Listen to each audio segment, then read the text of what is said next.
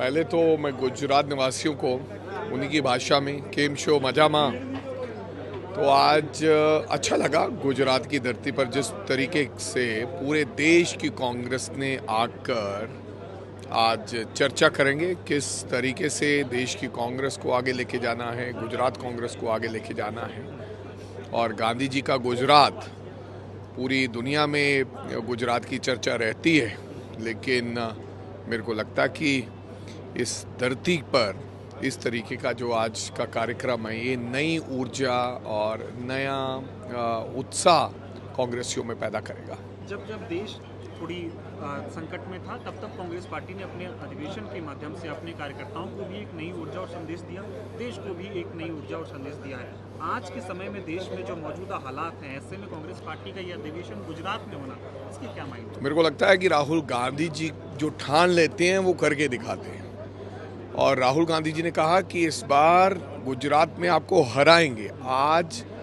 पूरे गुजरात में इस तरीके का माहौल बना हुआ है, लोग चाहते हैं कि कांग्रेस आए, हर जनमत चाहता है, बच्चा चाहता है, नौजवान चाहता है, बुजुर्ग चाहता है।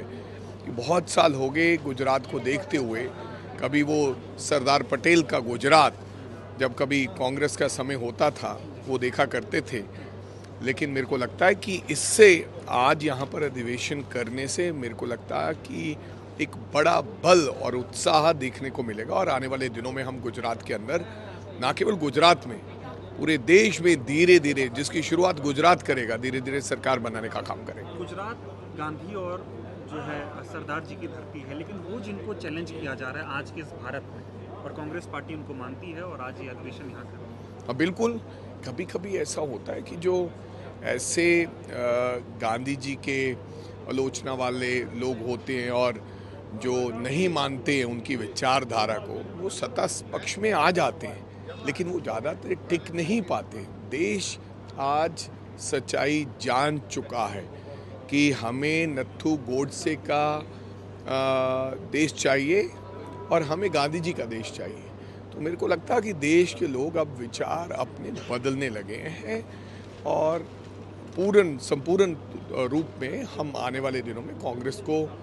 इस अधिवेशन से मजबूती प्रदान होगा। गांधी जी के अध्यक्षता के 100 साल और सरदार पटेल जी के 150वीं जयंती के अवसर पर, क्योंकि उनकी ज़मीन है, उनका प्रदेश है, यहाँ के रहने वाले थे, यहाँ से पूरे हिंदुस्तान भर में उन्होंने नेतृत्व दिया, तो उनको याद करने के लिए, उनके कामकाज को याद करने के लिए गुजरात में अधिवेशन हो रहा है। 64 साल बाद अधिवेशन हो रहा है और गुजरात कई साल से हम जीते नहीं। यहाँ पे एक ऐसी शक्ति आ गई है जो देश भर में डिवीज़न पैदा कर रही है। यहाँ की एक ऐसी शक्ति गुजरात में कई सालों से है जो यहाँ भी काफ़ी उन्होंने हमारे देश को बंटवारा करने की पूरी कोशिश की है और देश के लोगों में दरार डालने की पूरी कोशिश देश भर में उन्होंने किया है। तो हम लोगों ने बेलगावी में जो शुरू हुआ था अधिवेशन, जो अधिवेशन वहाँ करना चाह रहे थे, वहाँ पे मनमोहन सिंह जी की मृत्यु हो गई तो सिर्फ CWC मीटिंग हो गई थी, लेकिन उसको कंटिन्यूएशन हम लोगों ने मऊ में किया, उसके बाद यहाँ कंटिन्यूएशन यहाँ गुजरात में किया। यहाँ से देश भर में हम इस तरह के सेशंस, AICC मीटिंग्स और बड़े प्रोग्राम्स हम लोग करेंगे, पब्लिक मीटिंग्स वगैरह करेंगे। और ये जो मैसेज है सरदार पटेल साहब का, गांधी जी का, अम्बेडकर साहब का जो मैसेज है पूरे देश भर में फैलाएंगे, क्योंकि हमारा मानना ये है कि हम जब तक संपर्क लोगों से नहीं बनाएंगे, जब तक घर घर नहीं पहुंचाएंगे, जब तक इनकी विचारधारा घर घर तक लेके नहीं जाएंगे, जब तक हमारे आज़ादी के आंदोलन के जो सेनानी थे, जो हमारे लीडर्स थे,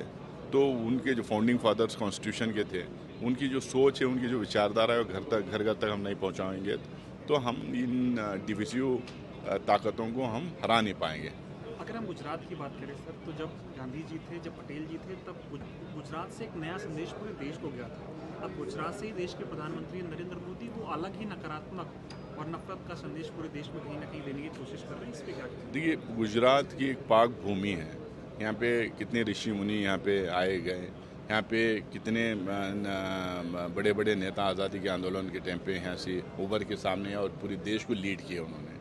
और वो सोच आज़ादी के आंदोलन की सोच बन गई थी। आज अनफॉर्चुनेटली एक ऐसा माहौल बन गया है पूरी देश में, चाहे वो राजनेता हैं कि हों जो आज हिंदुस्तान भर में अपनी एक नेगेटिव छाप छोड़ना चाह रहे हैं, चाहे वो और दूसरे सेक्टर्स में जो लोग हैं जो जिनकी बदनामी यहाँ से लेके यूएस तक हो रही है। तो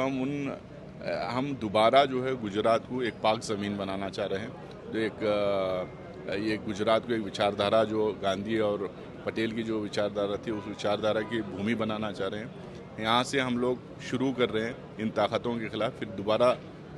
दोबारा नए तरीके से लड़ने के लिए। अब हम हमारे संगठन यहाँ पे बनाएंगे, लोग को जोड़ेंगे, गांव-गांव जाएंगे, वो हर वार्ड में घूमेंगे, हर बूथ पे जाएंगे, लोगों को उनकी याद दिला के, उनकी विचारधारा की याद दिला के हम दोबारा यहाँ पे कांग्रेस को मजबूती नहीं करना, बट वो आने वाले दिनों में स्टेट को साफ करना है और स्टेट को जो हम मजबूत करने का काम करेंगे। और यहाँ से जो मैसेज निकला पूरे देश भर में, मुझे उम्मीद है कि पूरे देश भर में वो मैसेज फैलेगा। कांग्रेस पार्टी का ये CWC एक्सटेंसिव बैठक है, एक तरह से मैं कह सकता हूँ। 2 दिन की जो ये बैठक है ऐसे मेंबरों की और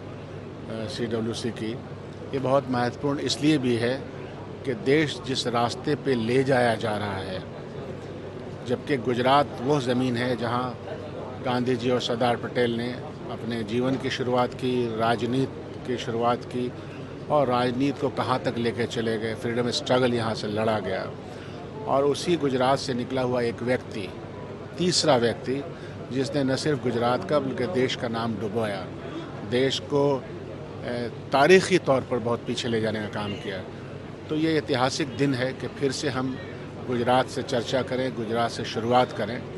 और देश के सामने जो चुनौतियां हैं सामाजिक एकता और सामाजिक न्याय की, सेकुलरिज्म की बका के लिए और संविधान संबद्ध बात करने के लिए, संविधान में दिए गए प्रोटेक्शन की बात करने के लिए हम सब यहाँ इकट्ठा हुए हैं। देश के हर भाग से कांग्रेस पार्टी के लोग यहाँ आए हैं और हमको लगता है कि ये एक कसम खाने का वक्त है, एक प्रण लेने का समय है। तो बहुत अच्छा है, हम सब लोगों के लिए सीख है। जो ओपनिंग रिमार्क्स भी दिए गए और जो रेजोल्यूशन लिए गए हैं वो महत्वपूर्ण रेजोल्यूशन है। हमने ये भी कहा है, अपील किया है CWC के तमाम मेंबरान को कि बिहार का चुनाव इस बार पूरे देश में 2025 में चुनाव, और कहीं चुनाव है नहीं तो सब लोग वहाँ आकर के अपना अपना योगदान करें।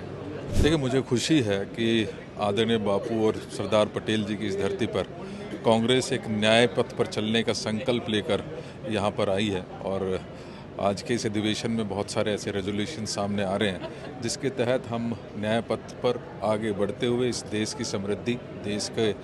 को न्याय दिला सकें, सामाजिक समृद्धि ला सकें, आर्थिक समृद्धि ला सकें और अपने संगठन को एक मजबूत संगठन बनाने में सबका सहयोग मिल सके। उन्हीं रेजोल्यूशंस के साथ आज ये अधिवेशन शुरू हुआ है और मुझे पूरा भरोसा है कि गांधी जी से कि उनके मार्गदर्शन में उनके आदर्शों को आगे बढ़ाते हुए इस देश की तरक्की में कांग्रेस का जो योगदान पहले रहा है वो आने वाले समय में और ज़्यादा निकल कर आएगा। और निश्चित ही यहाँ से हम नए संकल्प के साथ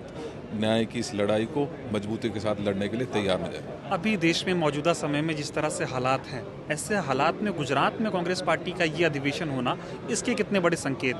देखिए, निश्चित ही आपने देखा होगा कि पिछले कई समय से जब से कांग्रेस 2014 के बाद लगातार देश की राजधानी पर भारतीय जनता पार्टी का राज है और जो माननीय प्रधानमंत्री हैं वो विशेष रूप से जब गुजरात की धरती से आते हैं तो निश्चित ही आज के इस परिदृश्य में जिस तरीके से देश के न्याय व्यवस्था को, जिस तरीके से संविधान को कमज़ोर करने की लगातार कोशिश की है, दांडी मार्च हम सबको याद है, माननीय गांधी जी ने रास्ता दिखाया था और कहीं ना कहीं आज हम ये मानते हैं कि इसी धरती से वो न्याय का रास्ता जो है वो आगे बढ़ेगा।